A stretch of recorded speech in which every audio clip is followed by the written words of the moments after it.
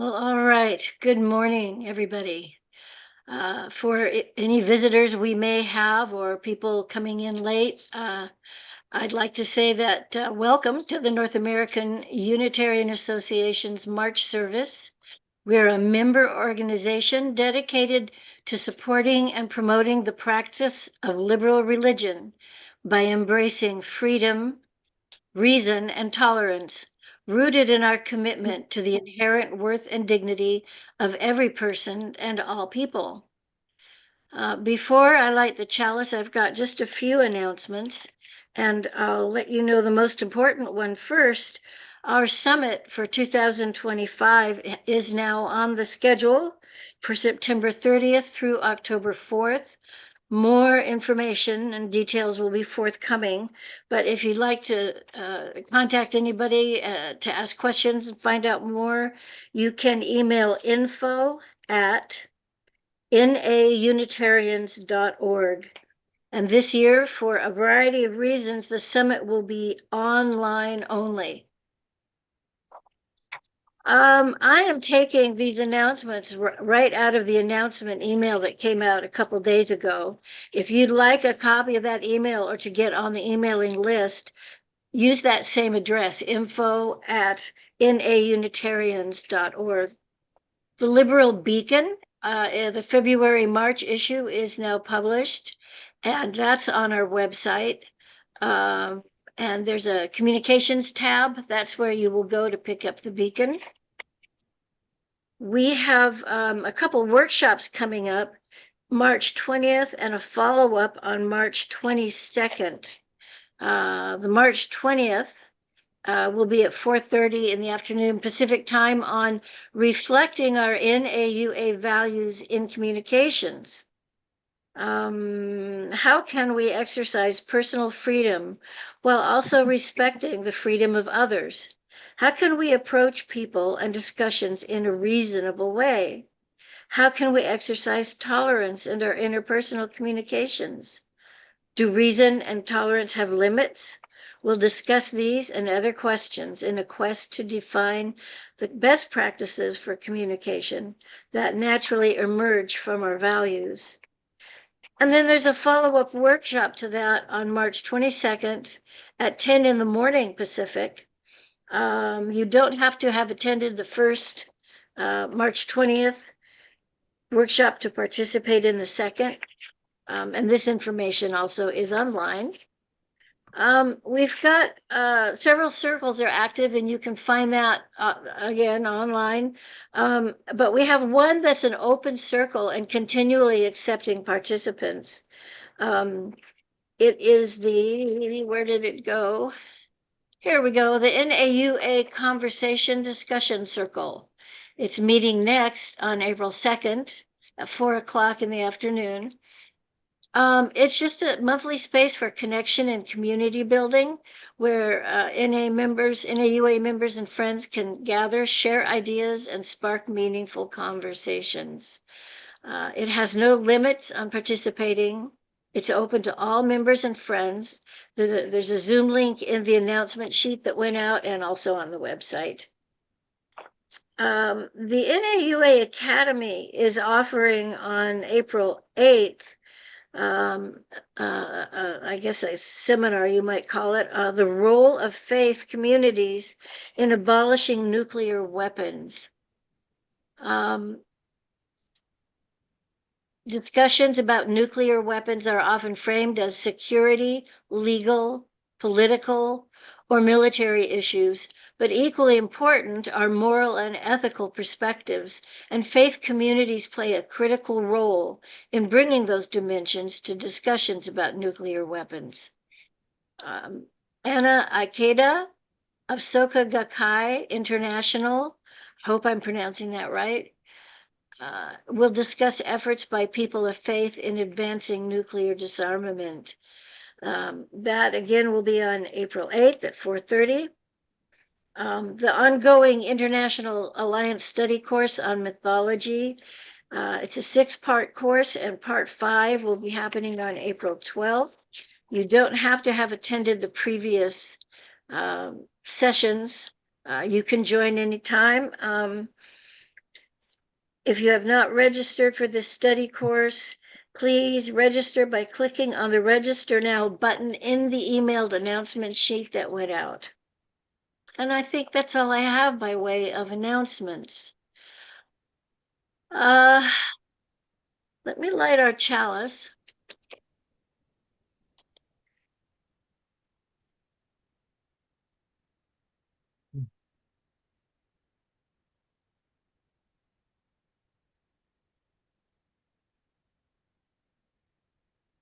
With these words by J. Woolen. Are we a people of holding on or of letting go? Holding on to rigid ideas or letting go and opening our minds and our hearts to something new? Holding on to certainty of how things should be, or letting go and living with the uncertainty of new ways of being in the world?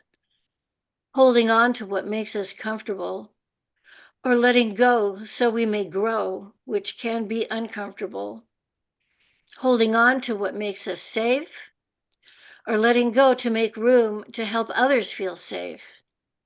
With this flame, this symbol of our religion, let it be a symbol of burning up the ties that hold us back from being our true selves and reaching our true potentials. Let it be a symbol of lighting a new way for us into a better tomorrow, and let it be a symbol of letting go, because holding on too long and too tightly is never good for the soul.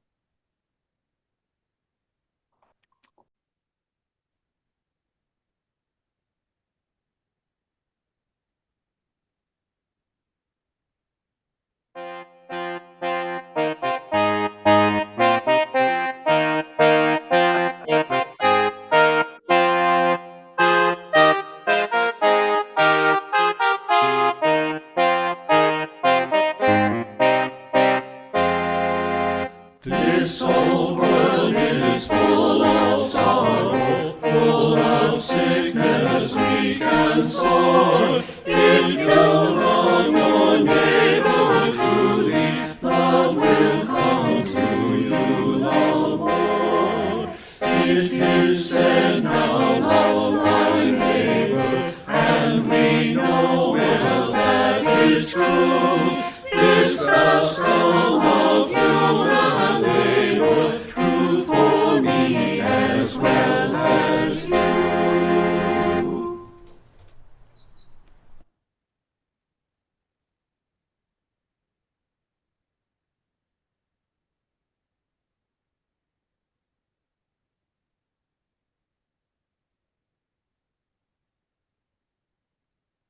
All right. Thank you for that. We don't want to miss that. Music is an important part of our services. So, some of you might remember the 1968 movie with Lucille Ball and Henry Fonda called Yours, Mine, and Ours. It was a comedy about a newly married couple facing the impossible challenge of forming a blended family of 10 children from their separate previous marriages, plus a new shared child on the way. Sounds kind of familiar, doesn't it? We Unitarians are a diverse group coming from very different backgrounds with different histories, and we have different beliefs. Here you will see a fervent Jewish humanitarian sitting next to someone filled with longing for the cosmic Christ. We have economic conservatives sitting next to democratic socialists. But despite our lived experiences and our perspectives, we have much in common. Many of us, most probably, have found the NAUA after coming through a very difficult time with the changes in our religion, in the UUA, and even in our long-cherished local congregations. We all want to forge a community here that welcomes all, feeds our souls, and stimulates our minds. We are creating our own blended family. Today, members of our worship team, Kent Klostrike, Bob Meyerson, Joyce Kinnear, Roy Dickerson, and Doug Rogers, have spent some time thinking about what Unitarianism and NAUA means to them and what form our family might take. And this morning, they'll like to share our thoughts with us. Afterwards, we'll open up the meeting for general discussion, followed by breakout rooms for followed groups. And we'll start with a reading by another member of the worship team, Odell Havsdottir.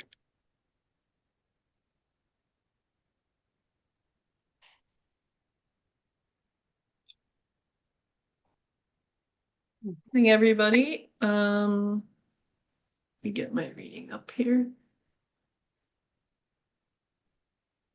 As we gather together in this sacred space of open dialogue, we honor the meaning found in being with one another without the shadow of censorship hanging over us. Each voice, each belief carries a unique truth, not one that demands agreement, but one that invites understanding. Our differences are not merely those of race, gender, or background, but of thought, perspective, and experience. In these honest conversations, we weave a tapestry of shared wisdom where differences are not obstacles, but gifts that expand our horizons. The coming of spring, marked by the March equinox, mirrors this spirit of renewal and balance. Light and darkness meet as equals, reminding us that opposing forces can coexist in harmony. So too can our beliefs, side by side, each enriching the other.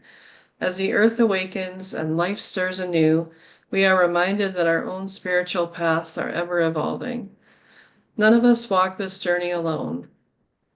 Though our roads may twist in different directions, we keep each other company, offering warmth, compassion, and the courage to continue. In community, we find the strength to grow, to question, and to embrace the endless unfolding of our truths.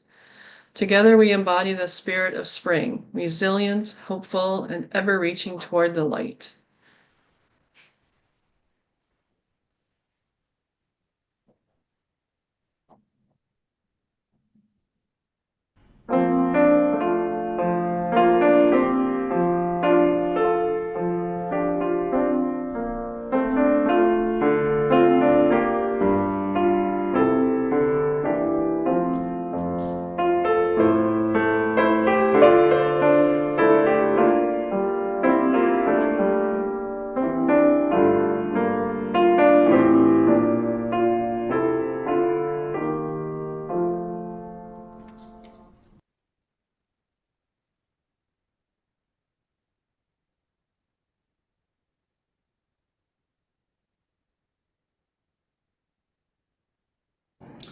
Hello, my name is Kent Klostrike. I'm from Winnipeg, Canada. NAUA is a place to weave together different ideas by listening to and learning from other freethinkers. But even more so, it's a place to learn about different frameworks of thought. If I were to lead a discussion on this way of thinking, I would invite my listeners to throw a dart at a map of the world and pick a random date in the past from a hat, and then research what the people then and there believed, or to find out if belief, per se, was really the animating force in their lives at all. The author and scholar Karen Armstrong opened my eyes to the idea that people are not always motivated by belief. So she said that if we were to travel back in time, say to ancient Greece, and ask the people there if they really believed in the gods, they may very well stare at you, not understanding the point of your question. For them, perhaps it was simply the way they lived their lives in community. Are people still like that today, or are our problems caused by the true believers? Does it even matter? I think so. How so? Well, I need your help with that. It sounds like a seminar is in order. So struggling with this first point, I'm reminded of so many other parts of myself that seem to conflict. I am an amateur logician who believes in the power and reality of Socratic ideals. I'm a deist who believes in revelation. I'm an introvert who can't get enough socializing. I'm someone who believes in absolute truth, but that we are all going to necessarily mess that up, so it has limited utility. So as I invite you to throw that dart, I want to know what some of your starting points are in trying to make sense of things. Let's discuss it by an inland empire waterfall this summer. My Unitarian adventure. I guess my initial awareness of UUism was when I was an 18-year-old just out of Navy boot camp and dental technician school. As luck would have it, I was stationed in North Carolina, and talk about mismatches, my boss became Lieutenant Joseph Love, just called back into service from his private civilian dental practice in Little Falls, New York, and openly very unhappy about it. Whatever, Dr. Love saw something in this shy, self-demeaning teenager, some qualities hidden from his teachers, his childhood friends, and sadly, by both of his parents. Every day was a new approach from Joe Love, though, to get me to open up. One morning, the challenge was, Bob, do you believe in an afterlife? This was the kickoff to this universalist becoming one of the great influences in this young kid's life. Joe gave me a copy of Thomas Paine's treatise on religion, Age of Reason. One thing Joe Love was wrong about was the persistent rumor that the Universalists and the Unitarians would become a single religious entity. It will never work. He never lived to see the experiment take form. And of course, as many of us now believe, his prophecy that it would never work ultimately was true. Growing up in a nominally unobservant Jew in a predominantly Catholic, Chinese and Italian, lower middle class neighborhood, I was familiar with the concept of eternal life. And I was sorry that I was born to miss out. I continued through my first marriage knowing that while some called my people the chosen people, I would be denied Christianity's greatest promise, eternal life. Oh, well, many years, a good career, a move to California, and a rough failed marriage, I met and wed Diane and found true commitment. While in different religious backgrounds, we shared most opinions on issues. When we settled in Castro Valley, California, we wanted mainly to establish a network of friends. And our religious experiences led us to find the local UU church, Star King. I think what I appreciated was the most was that Unitarianism was not a top-down thing. My ideas, goals, and faith were respected and even taken seriously. After a year or two, I was moved to lead some Sunday services and eventually served a lay service exchange where we lay ministers were exchanged by lay leaders from one UU church to another. This program was very successful, and since these swaps had no cost associated with them, the programs provided financial relief to hosting congregations. But in the early 2000s, there was a change taking place in UU hierarchy, which for generations, individual UU places observed worship were cautious to allow and encourage different points of view to be freely expressed from the pulpit. Now it became that the speaker, ordained or not, needed to conform to the UUA's version of truth. Issues of UU priorities would be streamed from above down to the individual churches. I saw this as a departure from what I felt was the very foundation of Unitarian Universalism. As the years rolled on, the grasp and power of the UUA became ever more powerful, reaching a point where the UUA could dictate what came from the pulpit to what direction of our religious priorities should take. And as the current powers would govern all of UUism, not just limited to Sunday pulpit messages, I realized that all that UUism meant to me was being discarded. When Reverend Todd Eckloff was forced to give up his position as an extremely popular UU minister, I noticed the shrinking nature of the feeling of freedom I had always felt on Sunday worship was beginning to ebb.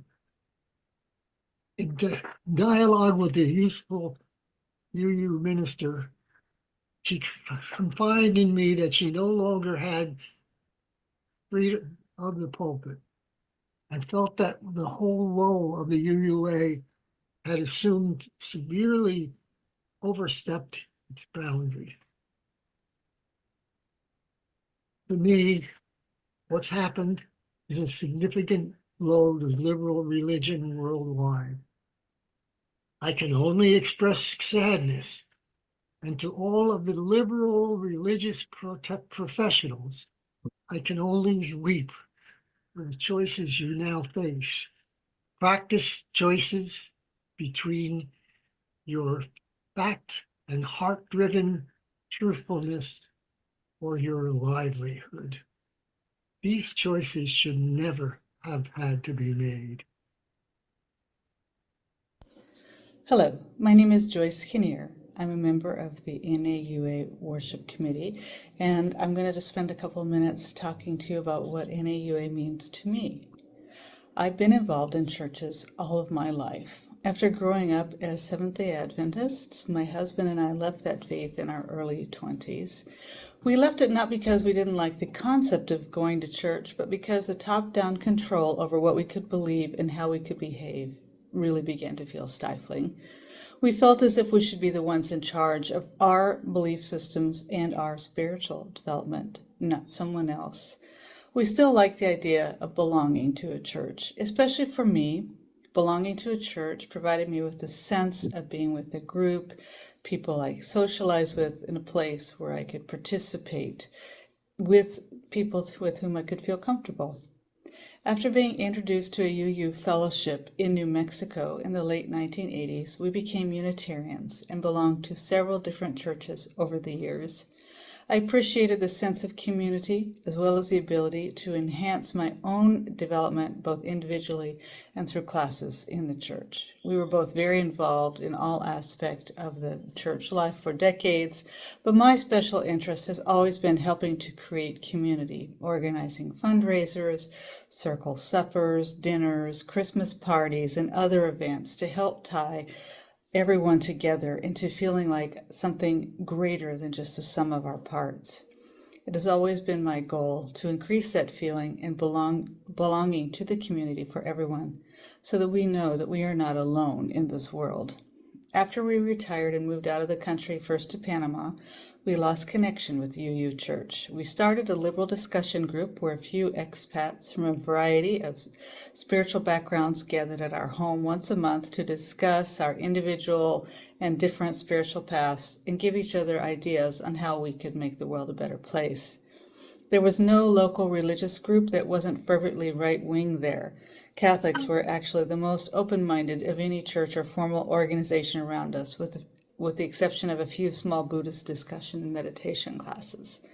Unfortunately, even though we had an overarching organization, a small band of people with whom we could congregate in a monthly discussion, there was no overarching organization with whom we could promote our ideas and help us organize to try to make differences in the world. As we heard about the changes in the UU in the US and in Canada, we felt ever more alone. Over time, we missed the ability to socialize and work together with a group to make a positive change in the world. But the UUA no longer really fit with us. They changed to become more top down and controlling, similar to the religion in our childhood. And we weren't very interested in that.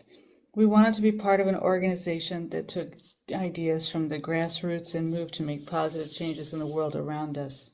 At one point, a friend told us about the new NAUA and a small offshoot group from our previous church in Hayward, California, that had joined this organization.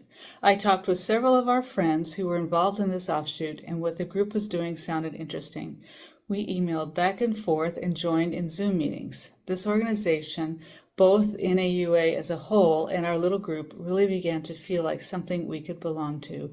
We could be part of a home and retain our spiritual development on an individual basis while working with others to make changes in the world. In addition, and this is most important for me, this is a way for us to be part of a community of people who have somewhat similar ideas about the importance of growth as individuals and in a group. I'm excited to be part of this organization of liberal and rational thinkers who are working together as a team while also pursuing our own individual spiritual or non-spiritual paths in our efforts to make the world a better place. My goal for NAUA is that we continue to enhance this community and bring a sense of belonging to everyone who is a part of our hopefully growing band of independent thinkers. I see us working together to follow the advice of Maya Angelou. Put the mantle of your protection around the bodies of the young and the defenseless. Take the hand of the despised and diseased, and walk proudly with them in the high street. Some might see you and be encouraged to do likewise. Thank you. Good morning. My name is Roy Dickerson. I am on the NAUA worship team and a member of the Hayward Fellowship. This is what is important about the NAUA to me. It is an invitation to express views about our purpose, direction, and future. We are, for the most part, meeting in small groups, often on Zoom. The traditional church congregation service is one model, but consider our meeting today with participants spread geographically and yet coming together in a meaningful way. People also attend our meetings asynchronously, viewing a service or event later. These meetings, while different from what we are used to, are very much in line with our traditions, grassroots in nature, and eschewing top-down dogma. I see the NAUA congregations being built on lay leadership, drawing inspiration from two unique historical models, Ben Franklin's Junto Club and Quaker Services, emphasizing community-driven discussion, moral self-improvement, and shared wisdom. This path will serve as the foundation for a vibrant participatory church. Benjamin Franklin's Junto Club, founded in 1727, was a small group of thinkers who met regularly to discuss moral questions, self-improvement, and community service. The Junto gave us our first library, volunteer fire departments, the first public hospital, police departments, paved streets, and the University of Pennsylvania. How does this apply to us? Well, first they enjoyed a friendship along with food, drink, and community. Sounds like coffee hour to me. The Junto didn't have a single person always leading the discussions, and our group doesn't necessarily need a pastor. Our church circles and fellowships collectively engage in structured discussions. Meetings can include ethical and spiritual topics, such as the Golden Rule, or being grateful for the world we live in. There might be a commitment to serving the community, helping those in need, or reaching out to neighbors. There should be an emphasis on personal growth and the core tenets of enlightenment. Quakers, or Society of Friends, use a form of worship without a formal structure.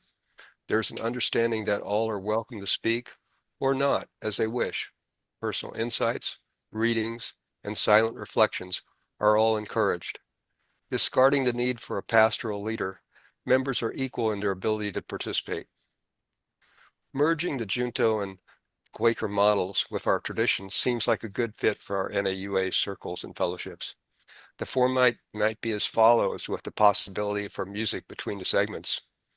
Opening silence and centering prayer, a time for inner reflection, a question for discussion, a thought-provoking question related to faith, ethics, or scripture, allowing for open, respectful conversation. Shared wisdom.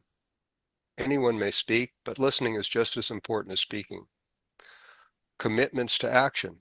Like Franklin's Junto, we challenge ourselves to apply what we've discussed in real life. A closing reflection, a final moment of silence, prayer, or meditation. This model is about living our faith in a practical, engaged way, both talking and doing. We want a church that encourages wisdom, accountability, and spiritual discovery. We want limited hierarchy coupled with a reliance on insight and the experience of its members.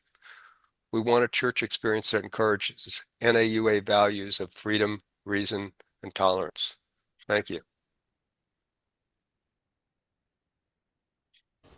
My name is Doug Rogers. My wife Pat and I were raised in Protestant churches, Methodist for me and Presbyterian and Methodist for her. By the time we got married, both in our early 20s, we had drifted away from church. But at my first professional job, my boss happened to be the president of the local UU congregation. This was in 1969, not long after the two U's had joined together. We went to the Friday night Bring Your Own Everything party and then to the Sunday service, just for the heck of it. The minister said it would be nice to have a hymn, but there was no one to play the piano. Since Pat is a great pianist and familiar with the standard hymns, I nudged her and she volunteered to play the hymns. We've been UUs ever since. Over the years, we've both served on the board, on pledge teams, we've organized covenant groups, we've attended GA, we have worked hard to make our congregations grow. We've traveled to Transylvania and visited our partner church. Pat is still the music director of our local UU congregation and maintains their website. I organize music for the split-off congregation, the Sailor Sea Fellowship, and do music for the third Saturday NAUA service. Through the years, the UU movement has become increasingly authoritarian and political. Mostly we could ignore the national movement and focus on our local congregation, but the UUA has gone too far, and we cannot ignore it any longer. We need a religious community that supports us. We don't need more world-changing social ideology. We need a healthy community of people who we know in person. Our world has changed and is changing rapidly and in ways that are difficult to comprehend. From climate change to human demographics to AI to politics across the world, it is difficult to stay sane, let alone well-balanced. Religion has traditionally been a place where we could find meaning and comfort. Our religious tradition evolved in a world very different from ours today. The traditional format doesn't fit us well. Sunday as a day of rest was necessary for people who did hard physical labor all week long. But that's not where most of us are today. Our religious movement needs to evolve to be more relevant, more attractive to a wider range of people. We need the NAUA to be part of our evolution. We have ready access to the wisdom of all the world's religions. We need to adapt the format to better fit people's lives today. Our crazy world needs it, and we need it. Our strength is in our analytic capacity. We are smart, verbal, and well educated. And from that position, it's easy to be smug and look down on those who aren't like us. But it's time to broaden our perspective. We can use our talents to figure out what does attract people, what does help bring meaning to their lives.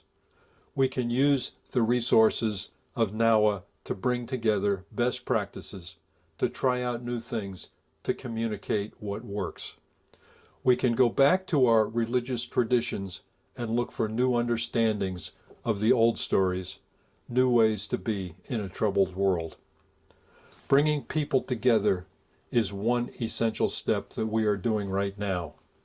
creating a space where we can speak honestly and respectfully to each other, bring forward activities that make us feel alive and hopeful.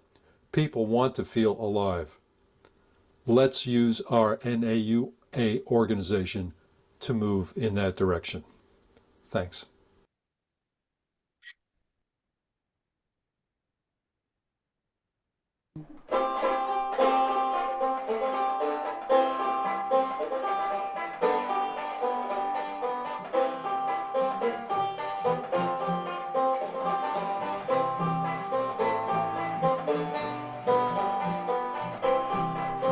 This land is your land, this land is my land, from California to New York Island, from the redwood forest to the Gulf Stream waters. This land was made for you and me.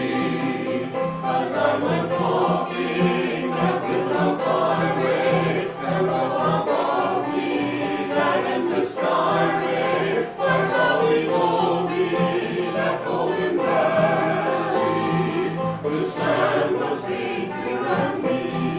I roam and ramble and follow my footsteps to the sparkling sands of Grand Island deserts. And all around me, always resounding. This land was made for you and me. There was a high wall that tried to stop me. The sign was painted, said private property, but on the backside it didn't say nothing. This land was made for you and me.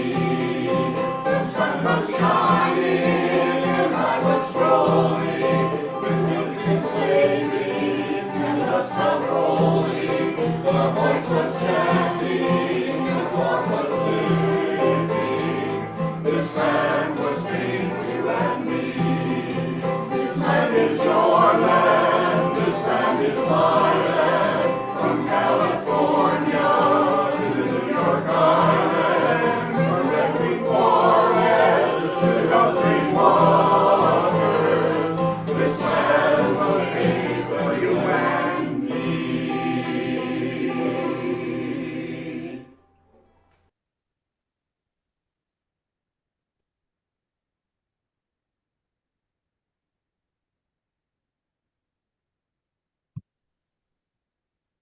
We are certainly living in troubled times. Can you hear me? Okay. And in choosing closing words, I wanted to bring something that would be meaningful to our troubled times. And I found this from UU Minister Wayne Arneson. Take courage, friends. The way is often hard and the path is never clear. And the stakes are very high. Take courage, for deep within, deep down, there is another truth. You are not alone.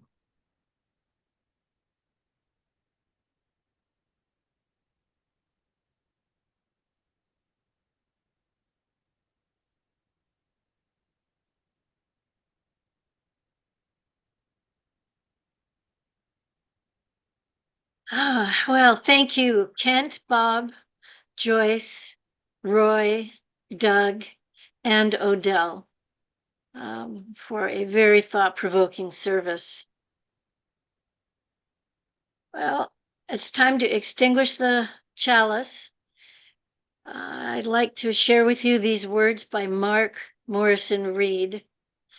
The task of the religious community, the central task of the religious community, is to unveil the bonds that bind each to all.